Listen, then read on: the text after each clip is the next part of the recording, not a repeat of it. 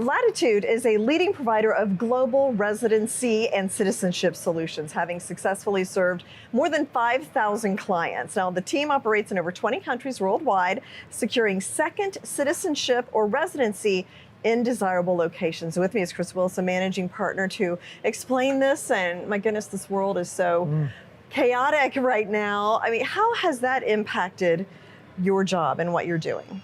Hi, Jane. Yes, it's been a very difficult time right now because, the world's quite volatile. There's a lot more and more push factors that we're seeing from people who are looking to have a second option.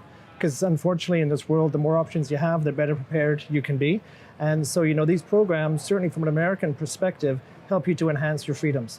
So it's saying, look, if I'm concerned about the way things are going in the United States or even globally, that I want to make sure that I've got a safe haven for myself and my family, just in case. And we're seeing, all that's been happening, certainly in Israel recently, the conflict in Ukraine still going on. So people are getting nervous, and they're saying, I need to make sure I'm somewhere safe and I've got that option. No, it makes sense. And it does feel like there's a lot of change going on globally in a lot of different countries. So can you provide some examples of countries that have made changes to their laws to make it easier for people to become second residents there? Yeah, no, absolutely. I mean, and this industry is fluid. Changes of governments, changes of geopolitical, everything like that can have an impact. Most recently, Portugal, who have their Golden Visa program, which has been extremely successful, but they've now officially removed the opportunity to use real estate as the investment vehicle to qualify for their residency program. So the program still exists, but the investment level, the minimum threshold is increased from 280,000 euro to 500,000 euro, and you're now investing in funds as opposed to investing into real estate.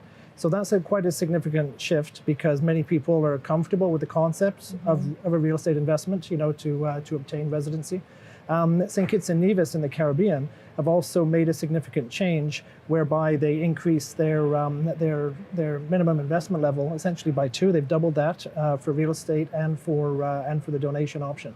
So that's had a significant impact. They've taken the position they want to make their program the most exclusive in the region, even if it has an impact on the numbers that are being applied, that are of people applying to their country.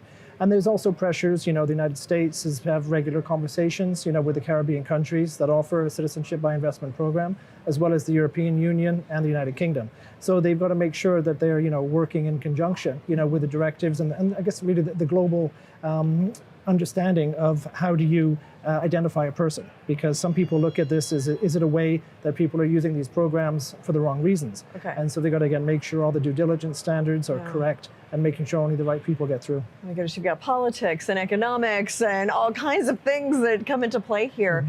What separates Latitude from other companies that do something similar? Well, we pride ourselves on having, quite a diverse array of options. I mean, beginning with our executive committee, our sort of top 6, if you like, combined, we have over 100 years of combined experience. Many of our people in our industry tend to be smaller, more boutique operations that are maybe fronted by one person. So we have this diversity across the board.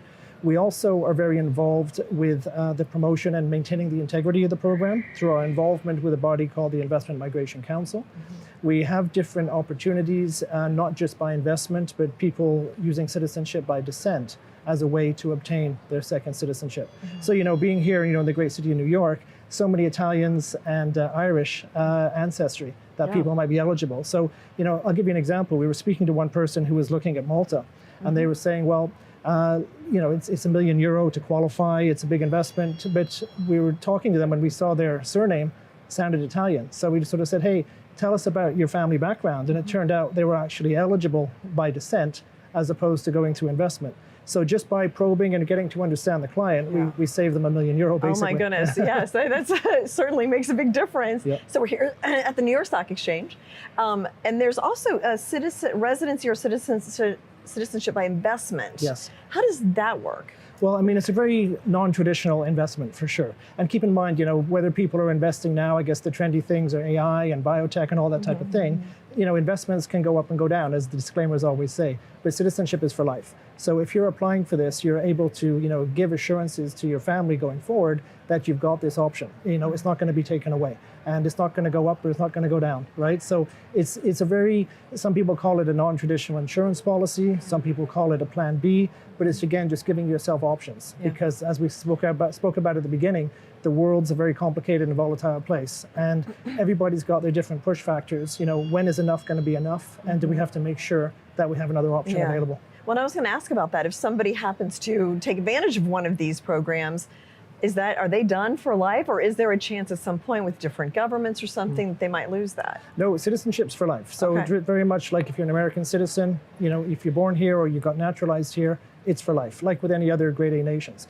In the Caribbean, same thing. Once you have it, you know, it's there. In the residence programs, you typically have to either demonstrate a period of time that you've been resident in that country to then qualify to be eligible for naturalization.